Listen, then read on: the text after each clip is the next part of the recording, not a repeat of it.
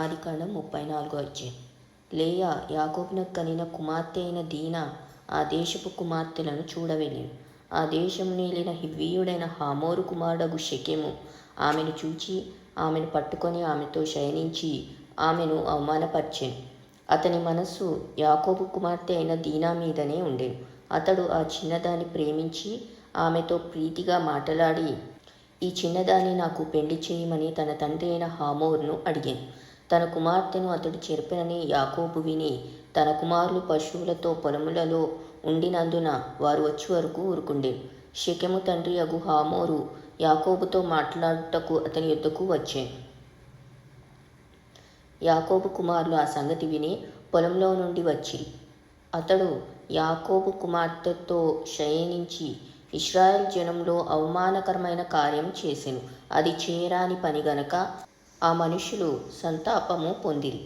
వారికి మిగుల కోపము వచ్చెను. అప్పుడు హామోరు వారితో, షెకెము అను నా కుమారుని మనస్సు మీ కుమార్తె మీదనే ఉన్నది. దయచేసి ఆమెను అతనికిచ్చి పెండ్లి చేయుడి. మీ పిల్లలను మాకిచ్చి మా పిల్లలను మీరు పుచ్చుకొని మాతో వియ్యమంది మా మధ్య నివసించుడి. ఈ దేశం మీ ఎదుట ఉన్నది. ఇందులో మీరు నివసించి వ్యాపారం చేసి ఆస్తి సంపాదించుకొండని చెప్పాను. మరియు షెకెము, మీ కటాక్షం నా మీద రానీయుడి. మీరేమి అడుగుదురో అది ఇచ్చేదను. ఓనియు కట్నంను ఎంత అయినను అడుగుడి, మీరు అడిగినంత ఇచ్చేదను. మీరు ఆ చిన్నదాని నాకు ఇయ్యుడని ఆమె తండ్రితోనూ ఆమె సహోదరులతోనూ చెప్పాను. అయితే తమ సహోదరి అయిన దీనాను అతడు చెప్పినందున యాకోబు కుమారుడు షెకెముతోనూ అతని తండ్రి అయిన హామోరుతోనూ కపటముగా ఉత్తరమిచ్చి అనినదేమనగా, మేము ఈ కార్యము చేయలేము. సున్నతి చేయించుకొనని వానికి మా సహోదరిని ఇయ్యలేము. అది మాకు అవమానమగును. మీలో ప్రతి పురుషుడు సున్నతి పొంది మా వలె ఉండిన ఎడల సరి. ఆ పక్షమందు మీ మాట ఒప్పుకొని మా పిల్లను మీకిచ్చి మీ పిల్లలను మేము పుచ్చుకొని మీ మధ్య నివసించెదము. అప్పుడు మనము ఏకజనమవుదుము. మీరు మా మాట విని సున్నతి పొందని ఎడల మా పిల్లను తీసుకుని పోదుమని చెప్పగా, వారి మాటలు హామోరుకును హామోరు కుమారుడైన షెకెముకును ఇష్టంగా ఉండెను. ఆ చిన్నవాడు యాకోబు కుమార్తె యందు ప్రీతి గలవాడు గనక అతడు ఆ కార్యం చేయుటకు తడువు చేయలేదు. అతడు తన తండ్రి ఇంటి వారందరిలో ఘనుడు.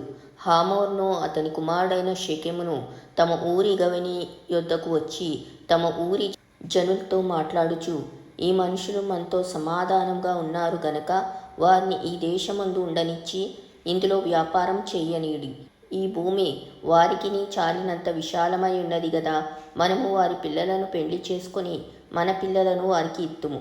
అయితే ఒకటి, ఆ మనుషులు సున్నతి పొందునట్లు మనలో ప్రతి పురుషుడు సున్నతి పొందిన ఎడలనే మన మాటకు వారు ఒప్పుకొని మనలో నివసించి ఏకజనముగా ఉందురు. వారి మందలు, వారి ఆస్తి, వారి పశువులన్నీ మన వగును గదా. ఎట్లయినను మనము వారి మాటకు ఒప్పుకొందుము. అప్పుడు వారు మనలో నివసించెదరనగా హామోరును అతని కుమారుడగు షెకెమును చెప్పిన మాట అతని ఊరి గవిని ద్వారా వెళ్ళు వారందరూ వినిరి. అప్పుడతని ఊరి గవిని ద్వారా వెళ్ళు వారిలో ప్రతి పురుషుడు సున్నతి పొందెను. 3వ దినమున వారు బాధపడుచుండగా యాకోబు కుమారులలో ఇద్దరు, అనగా దీనా సహోదరులైన షిమ్యోనును లేవియు తమ కత్తులు చేత పట్టుకొని ఎవరికి తెలియకుండా ఆ ఊరి మీద పడి ప్రతి పురుషుని చంపిరి.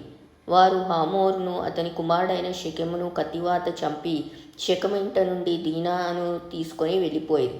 తమ సహోదరిని చెరిపినందున యాకోబు కుమారులు చంపబడిన వారు ఉన్న చోటికి వచ్చి ఆ ఊరు దోచుకొనిరి. వారి గొర్రెలను, పశువులను, గాడిదలను, ఊరిలోనిదేమి పొలములోనిదేమి వారి ధనము యావత్తును తీసుకొని వారి పిల్లలను అందరినీ వారి స్త్రీలను చెరపట్టి ఇండ్లలోనున్నదంతయు దోచుకొనిరి. అప్పుడు యాకోబు షిమ్యోనును లేవీని చూచి, మీరు నన్ను బాధపెట్టి ఈ దేశ నివాసులైన కనానీయుల్లోనూ పెరిజ్జీయులలోనూ అసహ్యునిగా చేస్తిరి. నా జనసంఖ్య కొంచెమే. వారు నా మీదికి గుంపుగా వచ్చి నన్ను చంపెదరు. నేనును నా ఇంటివారును నాశనమవుదుమని చెప్పాను. అందుకు వారు, వేశ్య ఎడల జరిగించినట్లు మా సహోదరి ఎడల ప్రవర్తింపవచ్చునా అనిరి.